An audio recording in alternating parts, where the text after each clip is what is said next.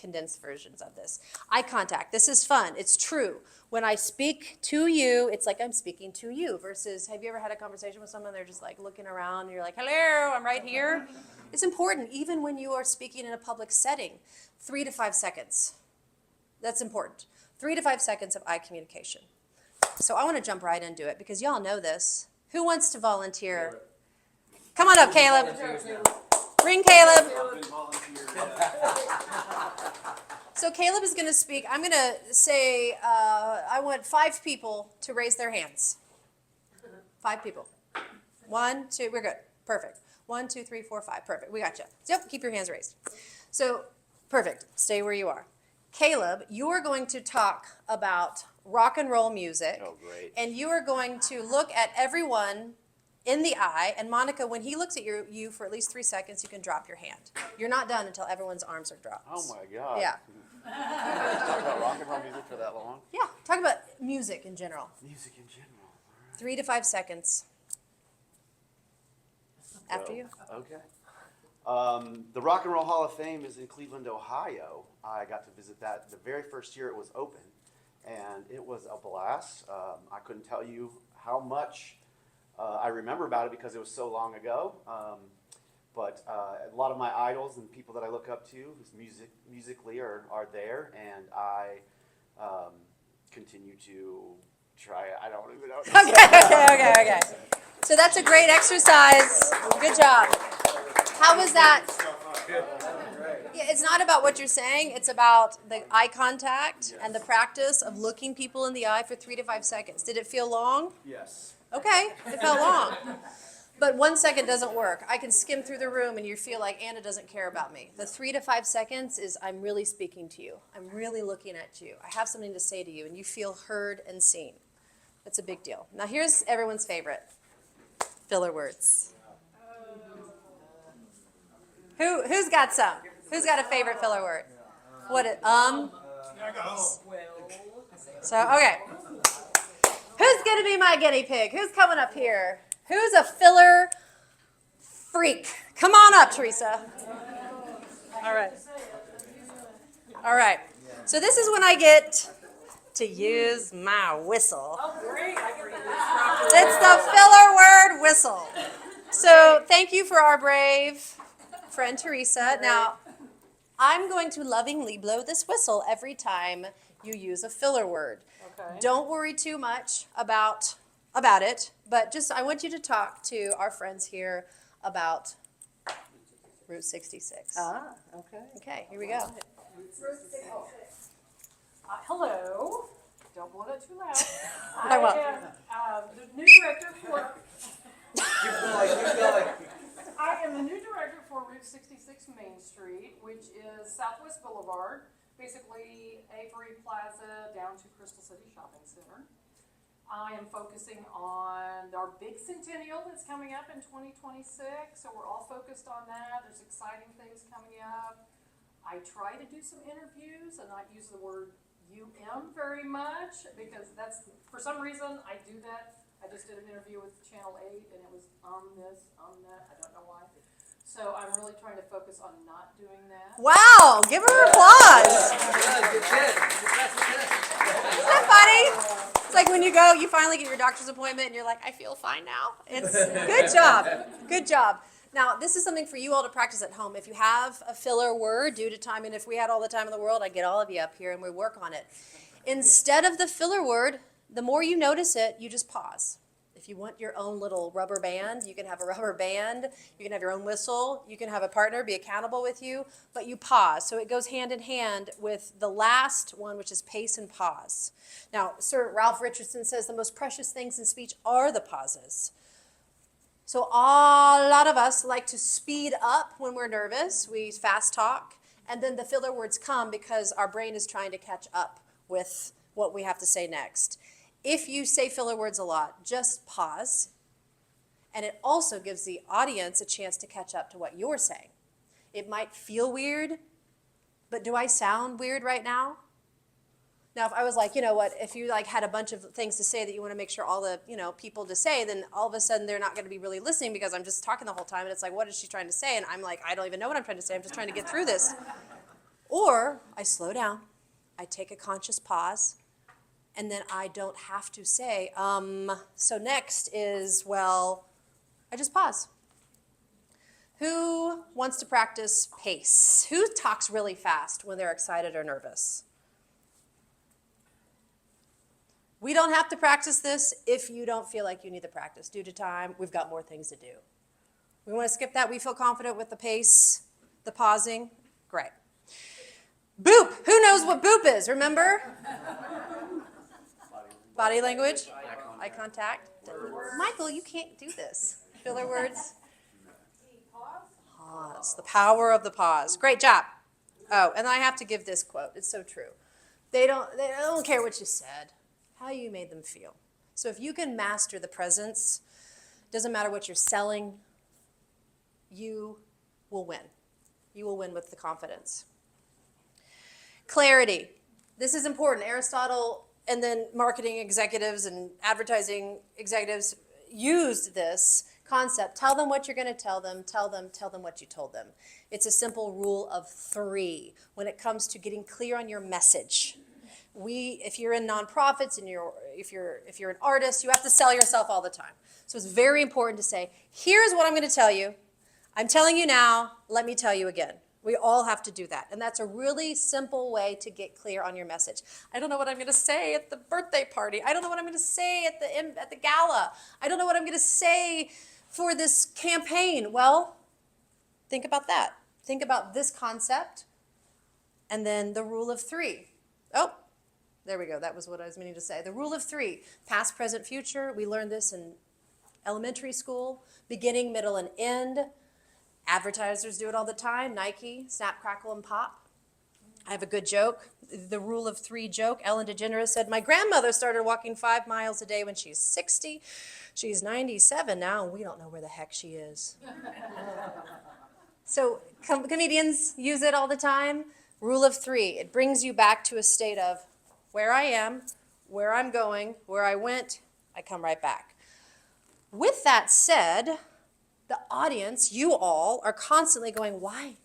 Anna, why do I care? Why am I here? What do you want from me? In order to have a clear message, you need to be answering that question constantly. Let me tell you why. Here's why it matters to you. And it can be as creative as you want. It can be as fluffy and beautiful, or it can be as straight. I mean, especially if you're trying to sell something, this is important. So as you are speaking, you're constantly telling them you will be a better performer. You will make more money. You will have more impact and influence by doing this, because that's what they want. Really? How? So let's practice. Who wants to do it? Who wants to take a very high-level concept and explain it to this beautiful 5th grader, my daughter? She's not here today. She's at school. But this is a practice of clarity, a big concept like, I'll go back to that.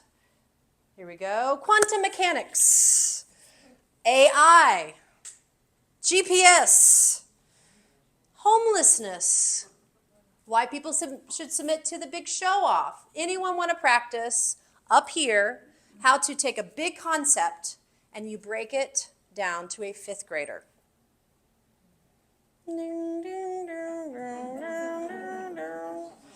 Y'all, did you see the interactive word on this workshop? Interactive workshop. Who wants to do it?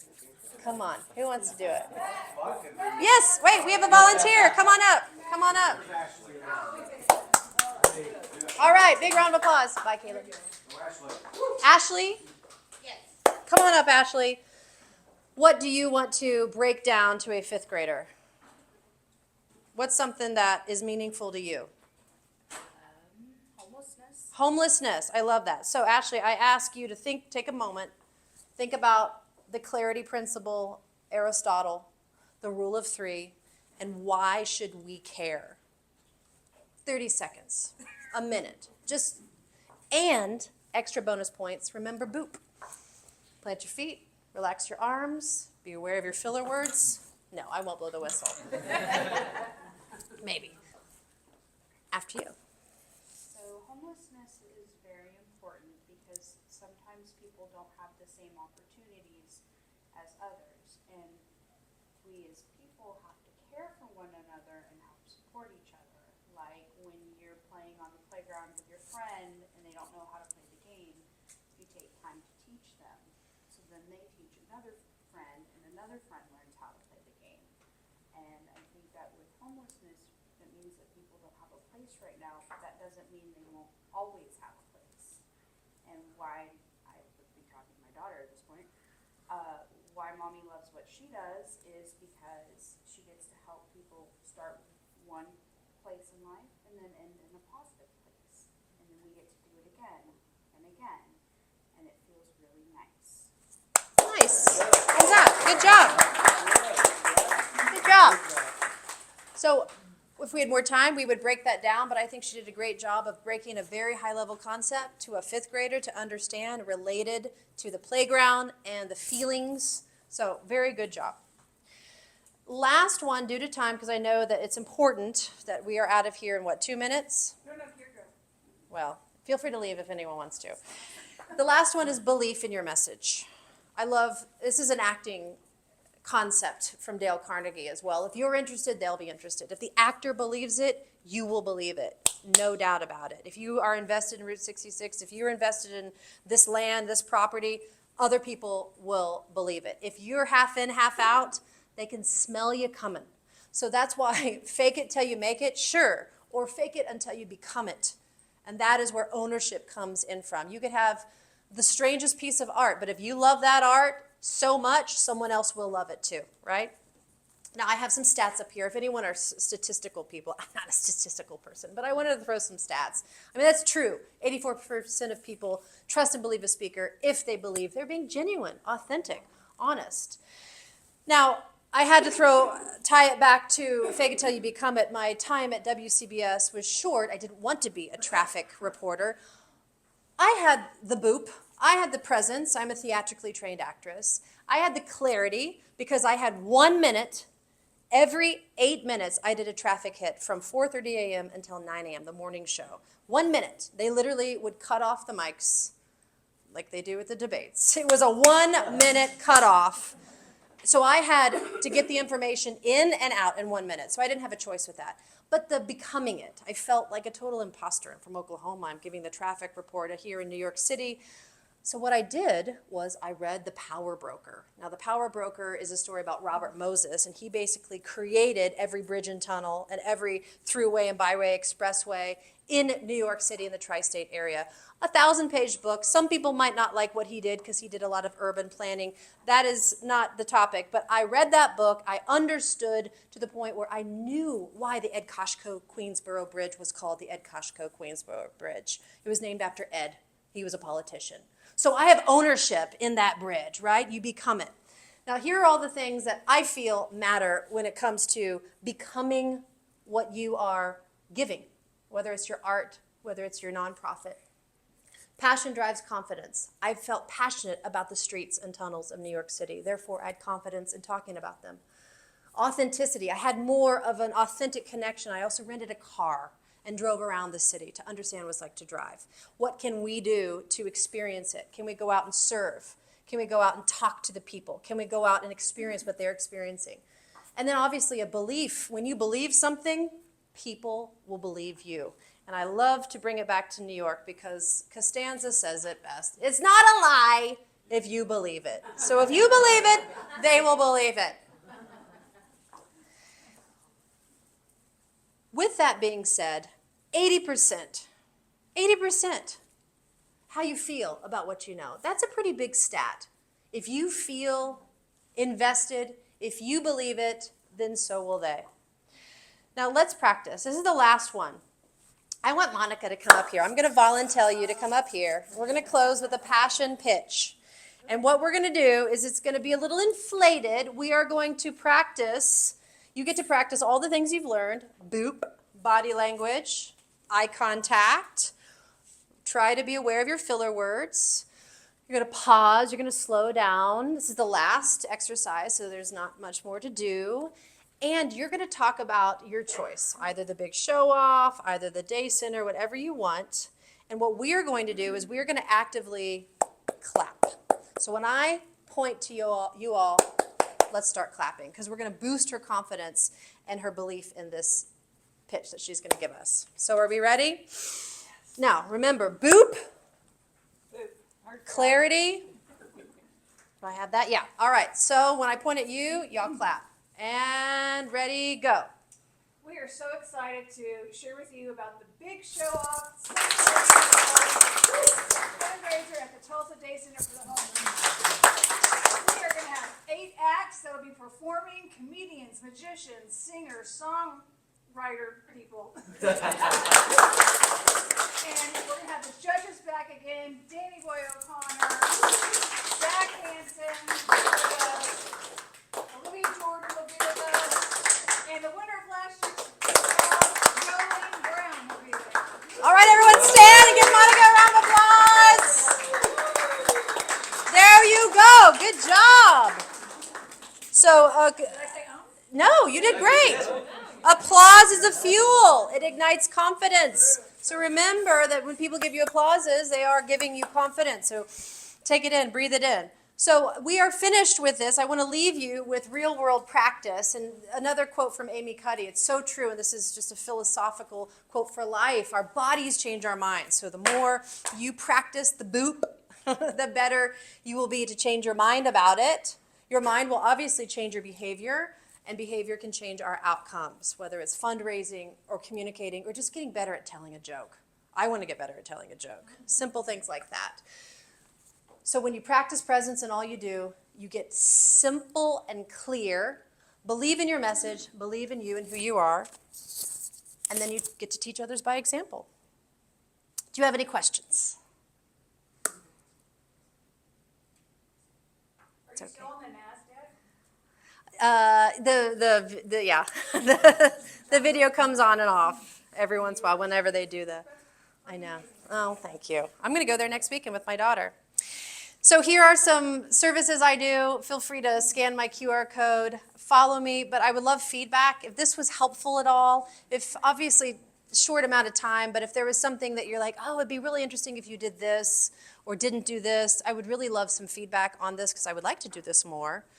And I hope that you learn something new about yourself so you can take into the real world and practice it. Because practice makes progress, and that's what we're here for, to be better communicators, because death, taxes, and social media, it's just, it's just the life that we have. So thank you. I appreciate it. Cool. So, in the very beginning, I asked if you'd ever been, this is your first time at the Day Center, and a few of you raised your hands. We're gonna give a really quick tour to you, I promise. I'll have you out of here by 1. And we can't thank you enough, Anna, today for this. And a lot of these people that are in the audience are salespeople, so if you want Anna to come speak, Caldwell Banker or any of the other establishments where people are doing sales, I mean, it seems like a no-brainer to me. So, again, thank you, Anna. And Thank if you you. want to get a tour, I will be at the back door here. I'll be happy to give you one. Yes. Thank you, Monica and Mac, for letting me be here. Appreciate you guys.